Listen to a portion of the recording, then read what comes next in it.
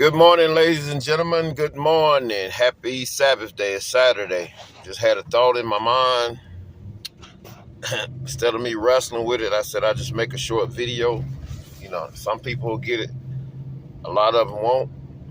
But it is in regards to something I was talking to, telling a young man in regard to, in regards to sex. He said, I asked him, has he been celibate? He said, yeah, and things have been better for him.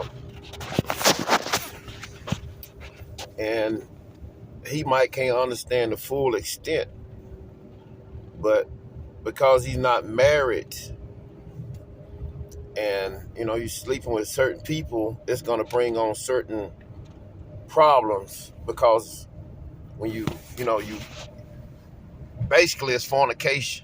It's a type of sin, and God said out of all sins, fornication is the one that actually goes against the human body.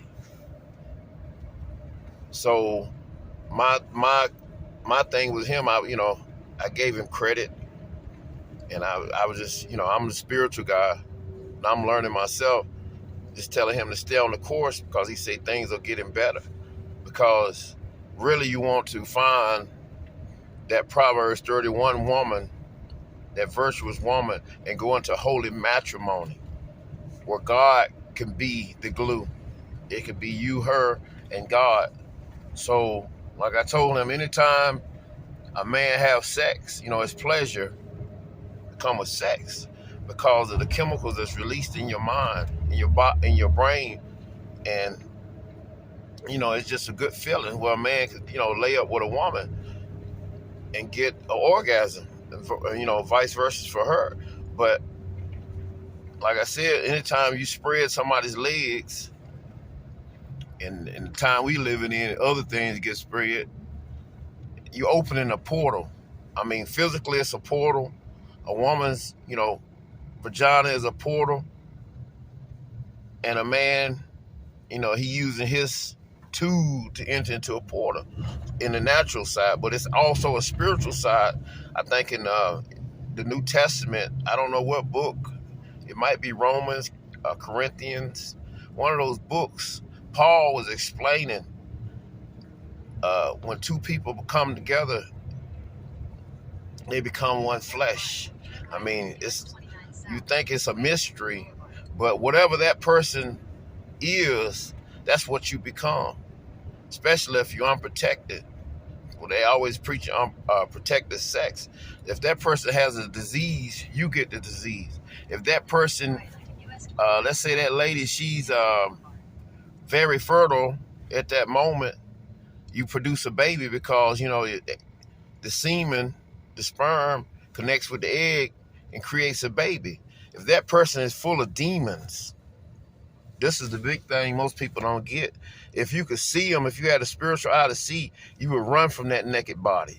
You would run the other way, but because we can't see, we can only see in the natural. You see a beautiful person, you see a beautiful body, and that lust in you, that yearning wants you to satisfy that craving.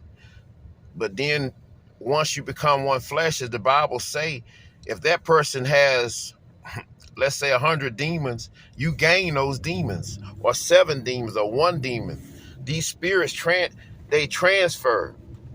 It's a transference every time from one person to another, either way. So whatever that person has in them, you gain it. And Jesus, he was talking about how a person's body is like a house. He uses like a parable, but he was describing a person's body is like a house. Your soul and your spirit.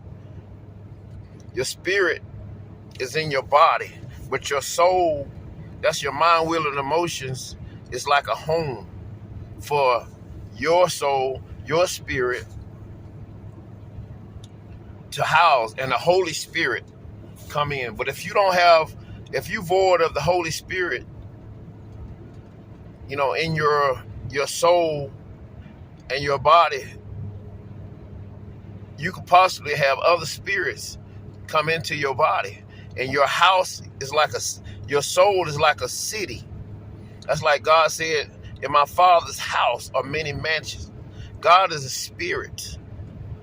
God is a spirit. So he's saying in his Father's house, heaven is spiritual. It's like we are spirits. When we die, this flesh go back to the earth, but our spirit still stay it's still in the same shape and form as our natural bodies. So when that natural body connects with demons, they're able to access your body and your soul because there's nothing there to keep them. If they have if it's a open portal, a legal right, they're going to come in. There's nothing you can do to stop them from coming in. And if you were in the fornication, and if you married in adultery, you're going to gain whatever that other person has. It's like, I use myself for example. When I was younger, I had sex with a woman, with some other guys. They used to call it a gangbang. And the next couple of days, I had a dream of having sex. But it was a sex demon I had gained.